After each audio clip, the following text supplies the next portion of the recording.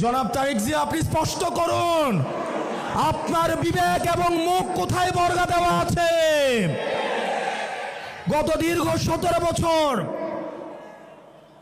BNP জামাতের অসংখ্য নেতাকর্মী গুম হয়েছে, খুন হয়েছে এই রাষ্ট্র ব্যবস্থা সংস্কারের জন্য। আজকে যখন রাষ্ট্র ব্যবস্থা সংস্কারের সুবর্ণ সুযোগ তৈরি হয়েছে, অত্যন্ত পরিতাপের বিষয়, কিছুদিন হয়তো পরে আমরা শুনতে পাবো হাসিনা ছাড়া ফেসিবাদ ব্যবস্থার সব কিছুই আপনারা রেখে দেন। শুধু এই কথাটা হয়তো লজ্জায় তারা বলতে পারছে না।